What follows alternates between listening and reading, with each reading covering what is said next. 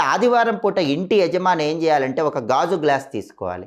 ఆ గాజు గ్లాసులో నీళ్లు పోసి దానిలో ఒక నిమ్మకాయ వేసి మీ ఇంటి మెయిన్ ఎంట్రన్స్కి కొంచెం పై భాగంలో ఆ గాజు గ్లాసును ఉంచాలి. అప్పుడు ఇంటి యజమాని చెప్పినట్టు ఇంట్లో వాళ్ళందరూ వింటారు. కుటుంబ సభ్యుల మధ్య అనుకూలత పెరుగుతుంది. కుటుంబ సభ్యుల మధ్య విభేదాభిప్రాయాలన్నీ తగ్గిపోతాయి. అలాగే ఆదివారం రోజు స్నానం చేసేటప్పుడు కూడా చిటికెడు కుంకుమ పువ్వు నీళ్ళల్లో కలుపుకొని 5 నిమిషాల తర్వాత స్నానం చేయండి. ఎర్రటి పుష్పాలు కొన్ని నీళ్ళల్లో కలుపుకొని 5 నిమిషాల తర్వాత స్నానం చేయండి. అలా స్నానం చేస్తే ఆదివారానికి అధిపతి అయినటువంటి సూర్యుడి అనుగ్రహం వల్ల అనుకున్న పనులు అనుకున్నట్లు దిగ్విజయంగా పూర్తి చేసుకోవచ్చు. కాబట్టి ఆదివారం రోజు ఏ పనులు చేయాలో ఆ పనులు చేయండి, ఏవి చేయకూడదో అవి చేయవాకండి. దానివల్ల అద్భుతమైన శుభ ఫలితాలు సిద్ధింపజేసుకోండి. సర్వే జనాః సుఖినో భవంతు. స్వస్తి.